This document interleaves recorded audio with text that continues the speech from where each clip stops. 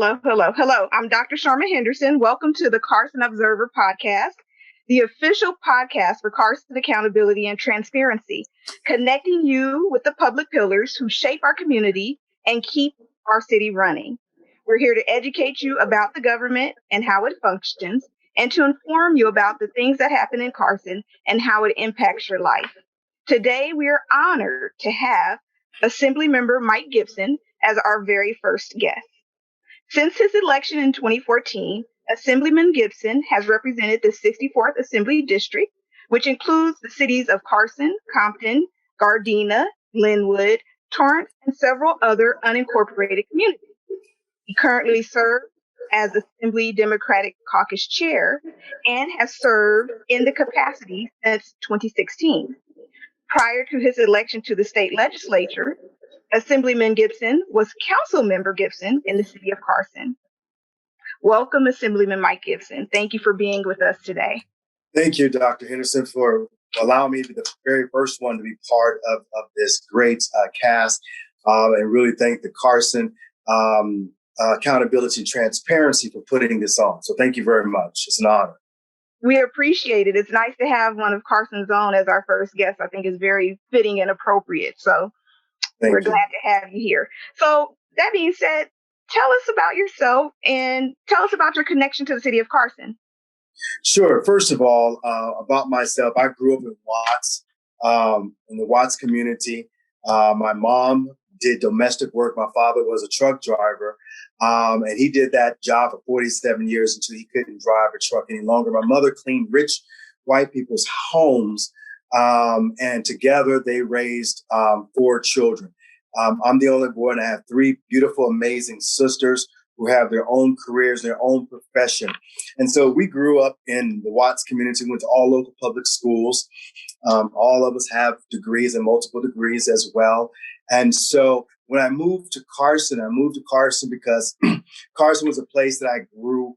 I didn't grow up there in terms of physically, but I had such a great connection to Carson because my very first pastor, I belonged to a church in Los Angeles called Penuel Missionary Baptist Church, 215 East 108th Street between San Pedro and Maine, where the pastor was Reverend C.A. Irving. And the Irving family lived in Carson. And we would go and to their homes and things of that nature. And I was just amazed by the big homes that they have in the city of Carson, but also it represents community. And then my very first job was as a janitor, and I cleaned Cal State University Dominguez Hills bathrooms in the library, the old library, not the new, beautiful and improved library, but the old library. And so I had roots in Carson, even though I didn't live in Carson. So I said to myself one day that I was going to grow up and move to Carson. And here we are, been in the city of Carson for over 20 plus years, raised my family. My grandson is being raised in the city of Carson. And Carson has certainly become home to me and my family. So you have a grandson. So are you grandpa or pop or? I'm dad. So I have a beautiful grandson who's just turned 14. And then I also have 2 granddaughters. One is 5 years old and the other one is 34 days old. Wow. Congratulations. Thank you. Thank you very wonderful. Much. So walk us through a typical day for you as Assemblyman. What does that look like? What it looks like is like this morning. I was up at 4:45 in the morning. I was at the gym at 5:15 in the morning. I left the gym at 7 a.m. I came home, got dressed, and I was at the Capitol at 8:30 in the morning to get hit the ground running. I had a press interview this morning for one of my bills dealing with George Floyd. Today made 1 year anniversary of the murder of George Floyd. And so my day is consumed with back-to-back meetings. So I've had at the conclusion of this day, my day will probably end somewhere between 8:30 tonight. And I will probably have somewhere in the neighborhood about 27 meetings before I conclude my day. And I'll go to bed sometime around midnight. And then I'll be back up again at 4:45 in the morning and the day continues. It is absolutely, where I am absolutely running We are in a very critical time where there's a lot of bills moving through the legislature. I have a number of bills that are now ready to be heard on the floor of the state assembly. So my day is absolutely consumed with a number of people who want to get my attention, talk about bills that they don't like and the bills that they like. In the midst of all of that, we're also trying to pass a budget. Constitutionally has to be passed by the 15th of June. And so we're also trying to make sure that we get money. I am hopeful that we were able to get $10 million into this year's budget for the city of Carson to deal with the renovation of Carriage Crest Park. And so I'm excited about the possibilities of getting that money in the budget so that we can reimagine what that park looks like. We know that the city of Carson have a number of obligations and can't really do it. So the state is going to come in and we're going to support them. That's awesome. I know a lot of residents will be happy to hear about that. So I know you mentioned that you have meetings all day long, right? So envision me as a young kid, high school student, and I'm like, okay, Assemblyman, you're having meetings, but what exactly are you doing? What is your role as an Assemblyman? What makes an Assemblyman an Assemblyman? Well, what happens is that I carry bills. I listen to the community, and the community says, listen, we want police reform. We want to deal with access to healthcare and affordable healthcare. We want to make sure that people don't have to make a decision whether to pay $1,400 or to pay mortgage or get a colorectal cancer screening, which costs $1,400. Want to make sure that the streets, that money through SB1 that we passed several years ago, it gets into the hands of the city. So making sure that is done. We have a number of different projects that we're addressing, a number of my bills, making sure that we promote more African-American male and Latino male teachers in education. So I'm sponsoring Assembly Bill. I'm the author of Assembly Bill 520 that will, create in this year's budget $15 million to attract male teachers of color into education, because we want our male students to see themselves as one day becoming teachers. And the way you do that is you put some examples before them. And so we're going to put examples before our young males so that they can go into teaching and we can start a generation of young people becoming teachers that are males. In addition to that, a number of my bills, whether it's dealing with banning pepper spray, so that our young people don't have to experience, those who are in juvenile halls don't have to experience someone spraying pepper spray in their face. 35 states have banned pepper spray in the United States of America. California, we have 7 counties who have banned pepper spray. So it stands to reason that we should be banning pepper spray in the state of California statewide. So we're looking at that kind of bill that's going through the legislative process to making sure that, one, we can get it on the governor's desk. We want to also do away with police officer cliques. So I've sponsored a bill that would make it illegal for police officers to have gangs in the police department. That's AB 958. So when you look at what I do on a daily basis, I work my bills and trying to answer questions of my colleagues so they can support my bills. It's me going up and down the 6 floors in the state capitol, knocking on the doors, talking to my colleagues. If they have questions, I'm there to answer those questions and making sure that we're ready for this bill to come on the floor. That's one thing. Then another thing is making sure I listen to people who have issues with other bills, who are trying to persuade me to not support these bills and or support certain bills. And I have to have my team do the research to making sure that, one, that I do the right thing, that making sure that, one, it empowers the community. It doesn't disenfranchise the community, that it builds up the community. It doesn't leave the community trying to fend for itself. I believe the government should be in a place to help the people, especially those who are hurting, especially during a pandemic like we're in right now. So when it comes down to an assembly member's job, it's not one dimensional. It is multifaceted. And we deal with a lot of different complex issues in the state. I'm even dealing with something that's going on in Texas, where Texas have just passed a bill to not allow people who want to have guns not to have permits. So You will open up your stores to anyone that wants to have a gun in the state of Texas. That is asinine. That is absolutely crazy to me when Texas gun violence has increased over the months. And now the legislature, where I have family in Texas, have now said you don't need a permit. You can walk into a gun store and you can get a gun. That is asinine.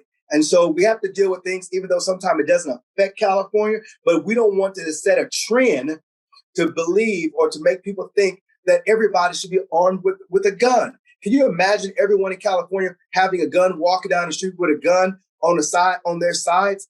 It absolutely defies logic. And so those are a number, just a minute things that we do day in and day out. Let me just say this. I am blown away by your passion. You are definitely passionate about what you do. So I can only imagine what those conversations look like when you're out there advocating for your different bills. So kudos to you for that. And it's wonderful to see that you really, truly take those issues to heart. They carry meaning for you. And I think that that's something that's very special about the services. Dr. Henderson, I have to say this. These issues are not just something that I'm passionate about.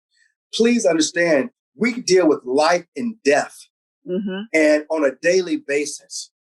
People's lives are hanging in a balance and they're depending on the work that we do. Let me give an example. Because of this pandemic, people are not working.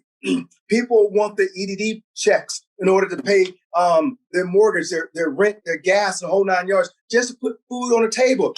And if my office and myself is not in there knocking down doors, putting criticism to the EDD director in terms of what's going on in my community and how people are hurting, and why you need to hire some more people to come in and handle these EDD cases so that people can get paid, so they can get food on the table and close their children's back and put gasoline in the car. It is absolutely serious. These are things that keep me up at night. It's not, maybe it doesn't affect my family, but it affects somebody else's family. And those are kinds of issues that I toil with each and every day because I care about people's families. Even though the issue may not be dealing with my own personal family, it makes no difference. I still care. And I believe that's the reason why people sent me to Sacramento, because I care. And I'm going to work to sun up and sun down to get the job done. Absolutely. I'm loving this. I'm loving this. This is what we need to see. And this is what I want for our residents to see and to understand what drives you to do the work that you do. So you talked about the different bills, and I'm glad you gave the example about advocating for people who are in need of something like their unemployment checks and how you and your office could go to bat for them. So if I'm that resident and I want to get a hold of your office, what steps do I take to get a hold of you to let you know how I'm feeling or what my needs are? Call me. That's all you got to do is call the office. The phone number is area code 310-324-6408. 310-324-6408. And someone will be there to answer the phone or leave a message. Someone will get back with you, which is very rare, that someone is not manning the phone during office hours. And so we've had a lady who was calling us crying because her insurance dropped her and she couldn't get her insulin. And she had just completed her last dose of insulin. So what did my team do?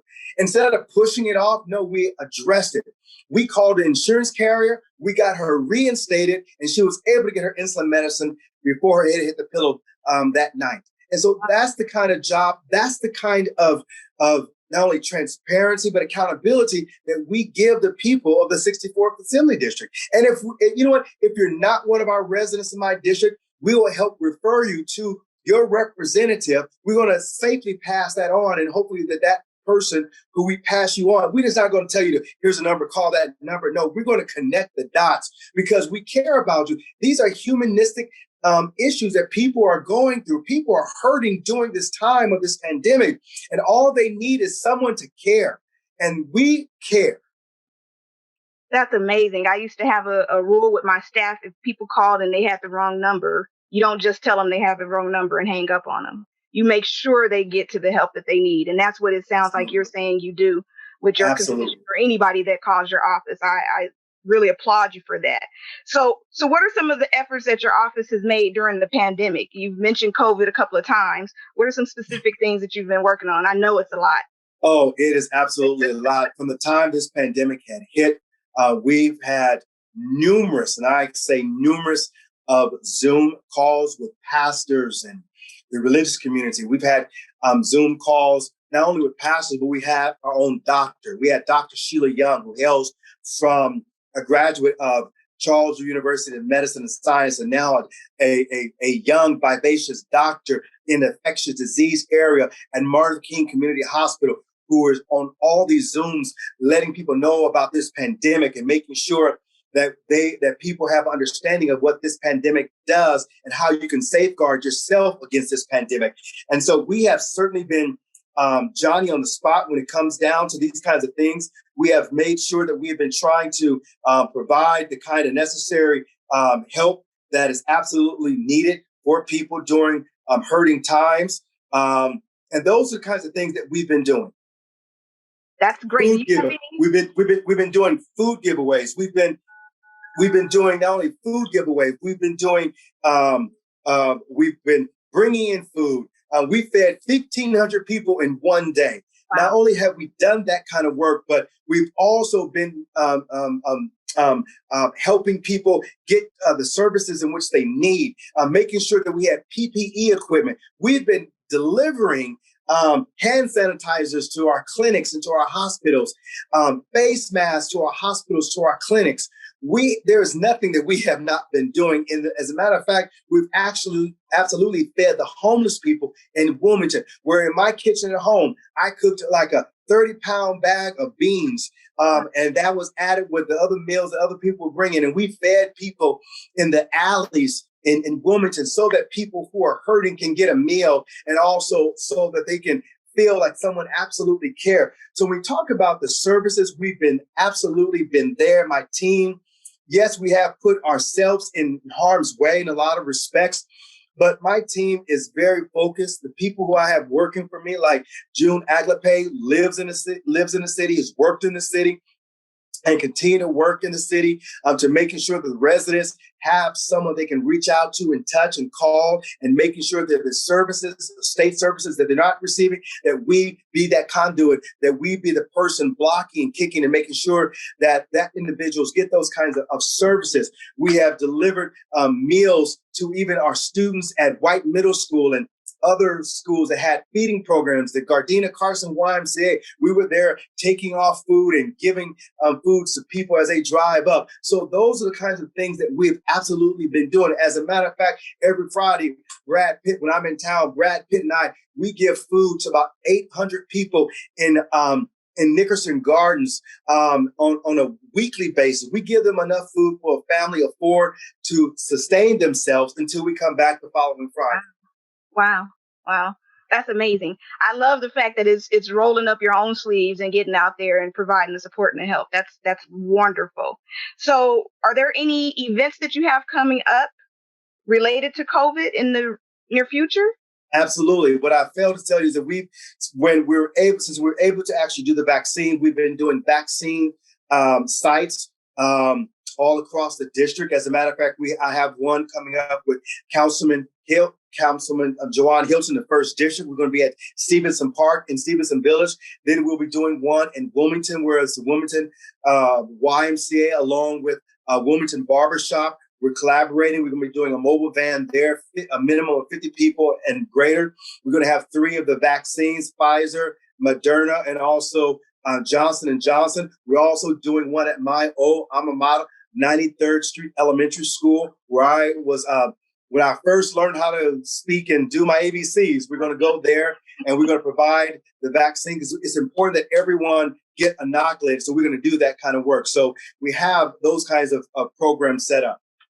Wow. We'll definitely make sure that we get those advertised to our Carson Cat community, that they'll be aware of the specifics of those events.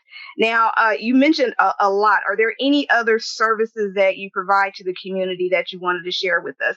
I know you have things where you have events and you have people that you honor sometimes. You did memorials. You do so much. Thank you. We just did this past Saturday. We just honored the Women in Leadership Breakfast. Women in Leadership Breakfast. I started when I was in the Carson City Council back in 2007. As a matter of fact, my first honoree was Congresswoman Juanita Miller McDonald. The day that she was supposed to be honored, her sister came to represent her, to receive the recognition that we bestowed upon her in terms of a woman in leadership. And the day before that Saturday, I had spoken to the Congresswoman, and she told me that she was sick and that she was going to send her sister. And we know that shortly thereafter, she transitioned and went on home to be with the Lord. So I've been doing the Women in Leadership Breakfast with my wife, who heads it up. She hosted with a host committee of women, identifying women who's done some amazing things in the community. And so we used to do it in Carson, just focus on Carson. Now we have a much larger district. So we make sure that we find a representative throughout the entire 64th Assembly District. And these are women who've done some incredible things. And we do this with Challenging Minds. We do this under the auspice of Challenging Mind, under the leadership of the executive director, and that is Dr. John Hamilton, who does incredible work, provide great leadership at Cal State Long Beach and doing some adjunct work, I believe, also at Cal State University Dominguez Hills. And so we have done that kind of work. We have also done a number of things when it comes down to young males that are at risk, called Saving Our Sons, and also Rose. Rose means reaching our sisters everywhere for our young girls. We try to provide them different programs and different resources in the conference to empower them. We also we did midnight basketball, where I started in the city of Carson, where we're taking all of our young people, young males and females, and lock them in the gymnasium. And not only do we do basketball, we also teach them leadership skills. And we do that all night until the next morning. Then we feed them a hearty breakfast, and we have people coming in the community and rolling up their sleeves and also feeding and helping, flipping pancakes, scrambling eggs, and the whole 9 yards. So we make it absolutely a community event. And so there are just so many different things that we do in the community. We did a celebration of life on March the 5th, where we celebrated the individuals who lost their lives due to this pandemic.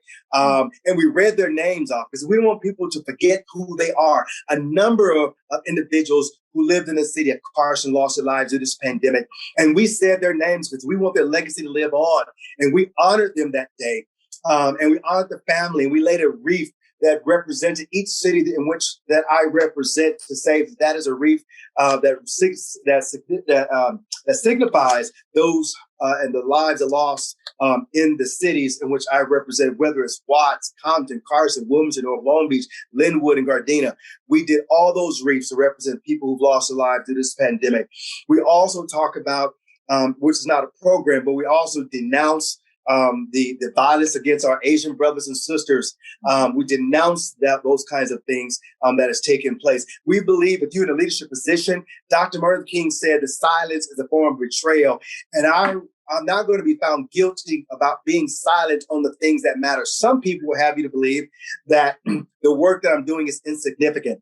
I caution you to listen to those individuals who think that that the work that I'm doing in Sacramento is insignificant. I have a proven track record, Dr. Henderson, and a proven track record that touches all walks of life and the things that I've been doing.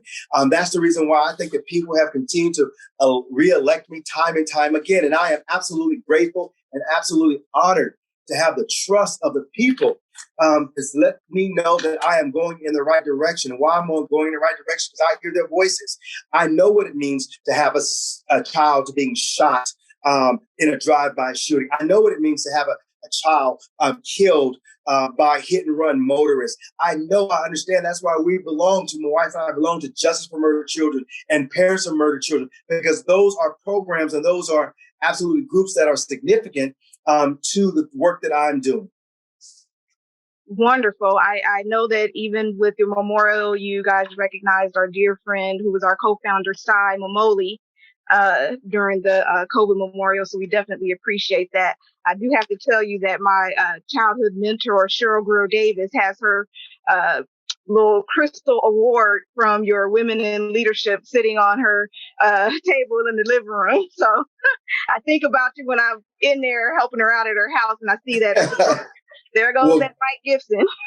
Good. So Well, I'm see glad. that. Certainly, she's worthy of it, and we honor her and the work that she's done day in and day out. So thank you. Thank you. So, as you well know, Carson is the home of the Joseph B. Jr. and Mary Ann O'Neill Stroke Center, which I'm very proud of. And I actually serve as the co-founder and president of the Volunteer Association. And that's a program that's very, very near and dear to my heart. And mine as well. I know, and I'd like for you to share with us about a bill that you recently introduced, AB 1254. Can you tell us about that and what that means for stroke survivors? Absolutely. AB 1254 is a mobile stroke unit, and it requires health plans to allow mobile stroke units to be billed for the same stroke care service rendered at hospitals, which means that we can roll up to your house, we can roll up to your community and provide the same kind of services that you would get at a hospital, but through a mobile van. The quality is no less. As a matter of fact, it's greater because you have, someone who is focused on you right then and there. And so we want to make sure the health plans provide resources so that people don't have to be charged for this. And it's a great thing. The American Heart Association is supporting this. Believe it's a great idea because we know that African Americans and people of color suffer greatly when it comes down to strokes. And so we have that particular bill. In addition to that bill, we also have Assembly Bill 342 that deals with colonoscopies. And what that means is that when you reach a certain age, you have to get your colon checked. And there's a take-home test. But if that test comes up positive and you want to get a second opinion so you can get the care, it costs about $1,400. What we're going to do is in this budget, we're taking that $1,400 and wiping it away. We're removing that barrier because that's expensive. And we believe that just because you did a take-home test, we need to have something more conclusive. Not saying that this is not, but it's certainly, if you have a positive, you need to get a second opinion. And so for those who are on a fixed income, cannot afford $1,400. So you have to figure out, do I get this test or do I pay a mortgage, right? We don't want to put people in those kinds of positions. So we're going to remove that barrier and we're going to take care of that for you so that you don't have to worry about that expense. And so we believe that we're going in the right direction because we heard the voices of the people that saying this is a problem for us. And we're standing up in a large way, unapologetically to get this work done. And so we do this in honor of the Joseph B. Jr. and the Mary O'Neill Stroke Center, which is a beautiful location. My mother-in-law, when she had her stroke, she went there, received the services. She hates that she can't go there because of this pandemic, but we're waiting for my buddy Marriott. Yeah, Marriott, absolutely. We're waiting for June 15th. And once June 15th returns corner and the stage open back up, hopefully she can return with the seniors, the VIP club and the Jolly Club and all the seniors that occupy the Carson Community Center, which is a great community center. It really is. And it's you mentioned, your mother-in-law. And one of the things that my friend Curtis, who's deceased now, but one of the things he said at one time is, oh, we have, so many more people at the stroke center. It makes me sad because people are having more strokes. And, I think you muted yourself. I'm good. But what I told him, though, I said, no, it's not that people are having more strokes. It's that more people are surviving those strokes. And to have something like these mobile units where they could provide those on-site immediate services when they come to the home, as opposed to that time gap of getting to the hospital, that alone, that's going to save so many more lives. And it's also going to address the level of disability that people have from that loss of blood to the brain. So that's a wonderful thing that you're doing. And we know that with colorectal cancer, that's a big, big, big hot topic right now.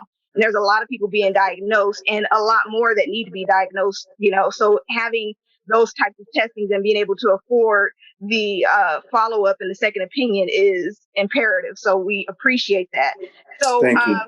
So when you talk about these bills, I just want to clarify a little bit for our audience. you introduce the bill and it goes to the chambers and through the Assembly and the Senate, and then eventually it makes its way to the governor to be signed off, and that's where it becomes law, right? Right. It takes about 9 months. And what it does is that when you create a bill, that bill has to be assigned to a committee. For instance, the George Floyd bill or the Angelo Quinto bill. Once I introduce that bill automatically goes to the Rules Committee. Rules Committee appropriately assign it to the Assembly Public Safety Committee. And then I have to go and speak and try to get enough votes to get it out of the Public Safety Committee. And I've done that. And once that bill is out of the Public Safety Committee, it goes to the Appropriation Committee in the State Assembly. And the Assembly Appropriation has to vote it out or don't. They either can kill it, they can hold it, but my bills have gone out of the Appropriation Committee. Now it's eligible for the full floor of the State Assembly, which needs a minimum of 41 votes. There are bills that need sometimes 54 votes because there's an urgency clause, which means that upon the bill getting to the governor's desk, the governor can sign it and it goes in effect right then and there upon the governor signing. If the bill doesn't need a 2/3 vote like some of my bills don't, it means that it'll go in effect January 1 that next year. And so these bills, or the Angelo Quinto Act of 2021, Assembly Bill 490, that bill is now ready for the full floor of the State Assembly. And then once we voted out of the State Assembly, then goes to the Senate. The Senate takes it in the Rules Committee. The rules assign it to the appropriate committee, which is the Senate Public Safety Committee. And then they give me a date. I go and speak and argue and get the votes. That bill is voted out. And then it goes to the Senate appropriation. And then I have to work with the Senate Appropriation Chair to try to get this bill out. He can kill it. He can amend it. Or he can pass it on, which we hope he passes on. And then when he passes it on, it goes to the Senate. I can't go to the Senate and argue for my bill. So I have to find a state senator to take on, we call floor manager, to manage or to jockey this bill in the state Senate, speak to it, answer any questions the members have, and get enough votes. And then once that takes place, then it goes on the governor's desk for his signature. The governor can veto the bill. The governor can sign the bill, or if the governor chooses to do nothing and it passed the deadline, the bill goes in effect automatically without the governor's signature, but it goes in effect. But it takes 9 months in order for a bill to get through. That's good to know, because if I'm a resident and I want to support a bill, is there something that I can do during that 9-month process? How can I help? Absolutely. Oh my goodness. Thank you so much, Dr. Henderson, for asking the magic question. What you can do to help me, if you so inclined, we will certainly make aware of all the bills that we have. We have a number of different bills. You can write me a letter, or you can write to this committee chair or to the speaker. We'll make sure the bill gets to the appropriate individual. In this case, a lot of my bills are ready for the full floor between next week and the following week. We'll be arguing those bills for. You can call randomly members of the State Assembly and say, I need you to support Assembly Bill 490 or a Senate bill or Assembly Bill 1254 or something like that. But when it gets into committees, that's where it really matters.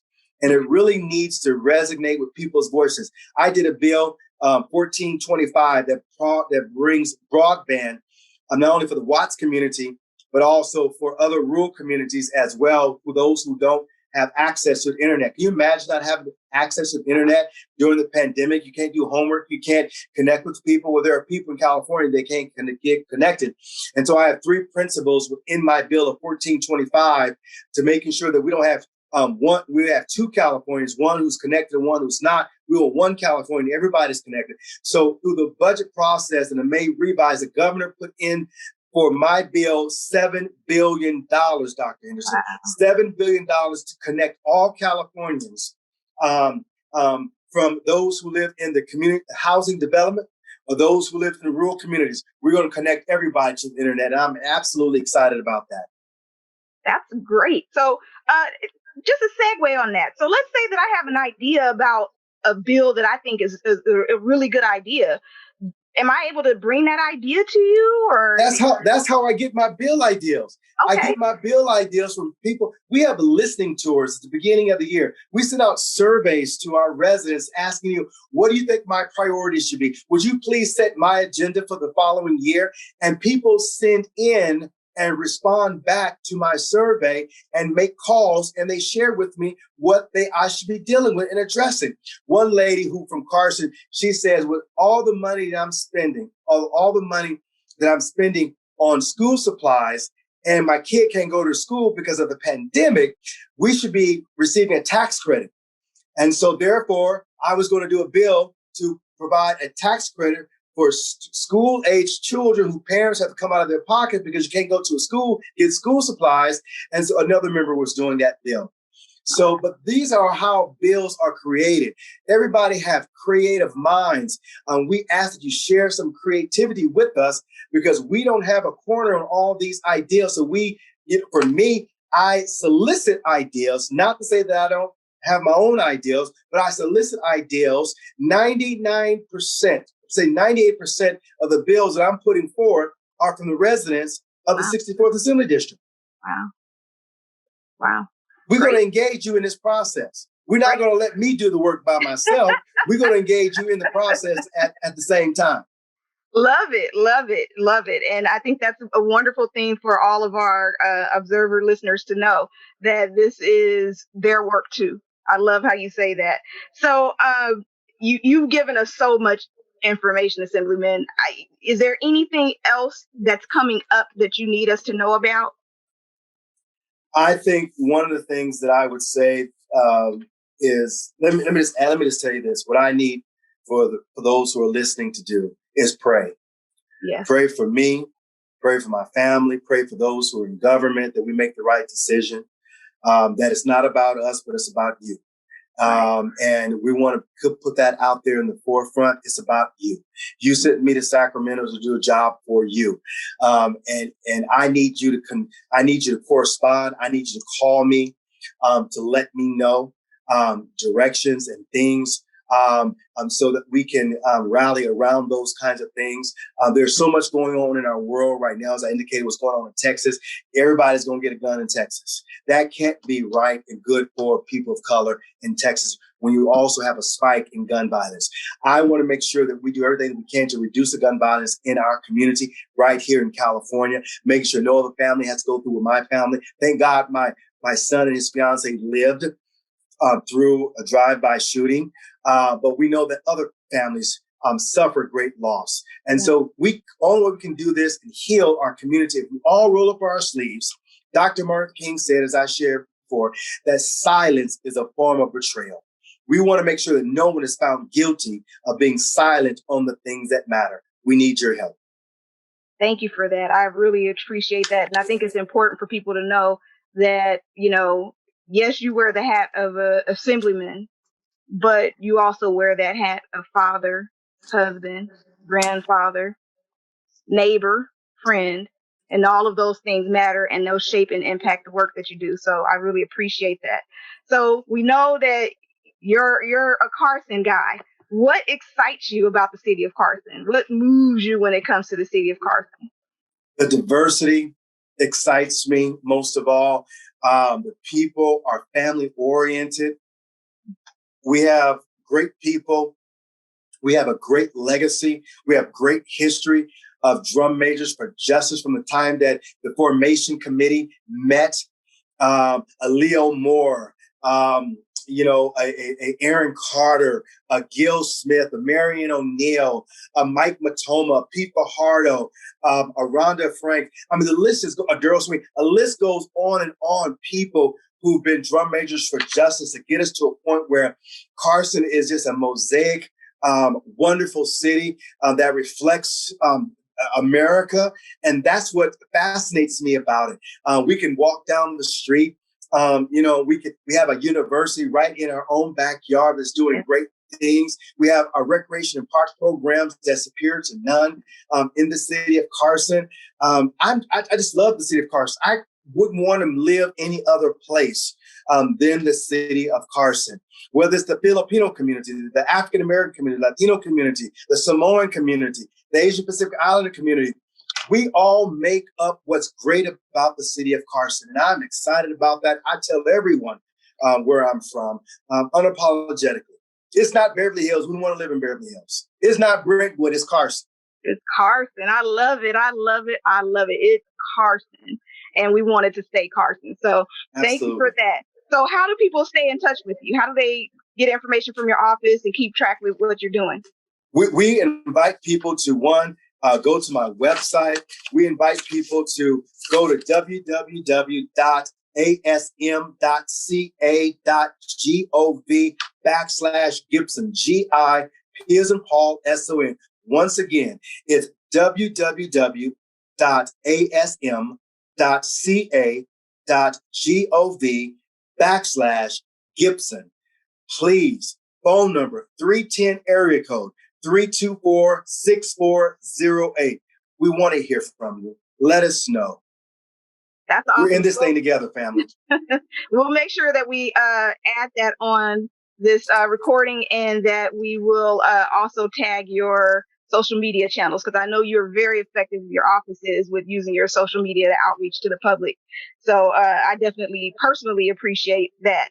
So thank you so much for being with us. This has been wonderful. We're so excited that you agreed to be our first guest. We appreciate your time, all of that wonderful information, to have a Carson person first. So that's been wonderful. And to our audience, we thank you for listening to the Carson Observer Podcast. We're connecting, educating, and informing our residents and stakeholders of the city of Carson. Take care and look out for future episodes. Have a great one.